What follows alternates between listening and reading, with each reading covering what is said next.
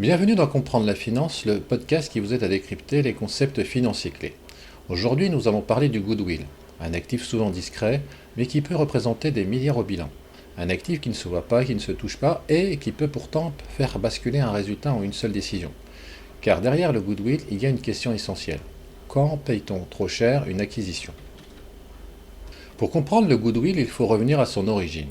En effet, le goodwill naît d'une acquisition.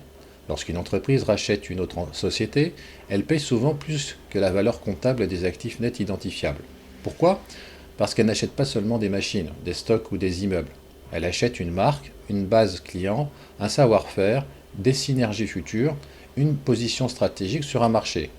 Comptablement, la différence entre le prix payé et la juste valeur des actifs nets identifiables devient du goodwill. Autrement dit, le goodwill représente l'espérance de rentabilité future. C'est un actif fondé sur des anticipations et c'est ce qui le rend particulièrement sensible. Contrairement aux autres actifs incorporels, le goodwill n'est pas amorti. Selon les normes IFRS, notamment IFRS 3 et IAS 36, le goodwill n'est pas amorti chaque année. Il est soumis à un test de dépréciation annuel. Cela signifie que l'entreprise doit vérifier si la valeur recouvrable de l'unité génératrice de trésorerie à laquelle le goodwill est rattaché reste supérieure à sa valeur comptable. Si ce n'est pas le cas, une dépréciation est enregistrée. Et cette dépréciation passe immédiatement au résultat. Alors le problème, ce test repose sur des hypothèses.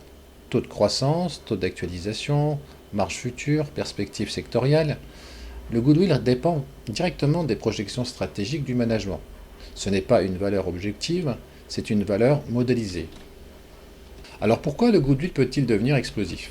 Parce qu'il concentre le risque d'une acquisition. Lorsqu'une entreprise réalise une opération majeure, une part significative du prix peut être comptabilisée en goodwill. Si les synergies attendues ne se matérialisent pas, si le marché ralentit ou si la stratégie évolue, la valeur recouvrable baisse. Et alors, il y a une dépréciation. Certaines entreprises ont enregistré des impairments de plusieurs milliards en une seule année. Conséquence, chute du résultat net, baisse des capitaux propres, tension sur les ratios, perte de crédibilité stratégique. Le goodwill agit comme un amplificateur. Tant que tout va bien, il reste invisible. Mais lorsqu'un scénario se détériore, il devient brutalement visible. Qu'est-ce que cela change pour un dirigeant ou un analyste? Pour un dirigeant, le goodwill n'est pas qu'un simple sujet comptable. C'est un indicateur du prix payé pour la croissance externe. Plus le goodwill représente une part importante du total des actifs, plus l'entreprise est exposée à un risque de dépréciation future. Pour un analyste, plusieurs questions deviennent essentielles. Quelle part du bilan est constituée de goodwill? Sur quelle hypothèse reposent les tests d'impairment? Le taux d'actualisation est-il prudent? Les taux de croissance à long terme sont-ils cohérents avec le marché? Car une entreprise peut afficher un résultat solide tout en portant un goodwill fragile. Et parfois, ce n'est pas la performance opérationnelle qui inquiète, mais les hypothèses sous-jacentes. Le goodwill nous rappelle une chose fondamentale, une décision stratégique n'est jamais neutre financièrement.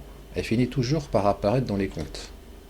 Mais la vraie question commence au moment de la dépréciation. Sur le plan technique, une dépréciation de goodwill est une écriture non cash. Elle ne change pas immédiatement la trésorerie. Et pourtant, le marché financier peut réagir fortement. Pourquoi? Parce qu'une dépréciation est souvent interprétée comme l'aveu d'un prix d'acquisition trop élevé, une révision à la baisse des perspectives, un signal que les synergies promises n'ont pas été atteintes. Le cours de l'action ne réagit pas à l'écriture comptable elle-même. Il réagit à ce qu'elle révèle sur la qualité des décisions passées et sur la crédibilité des projections futures. Finalement, la dépréciation du goodwill est un moment de vérité, un moment où la stratégie rencontre le jugement du marché.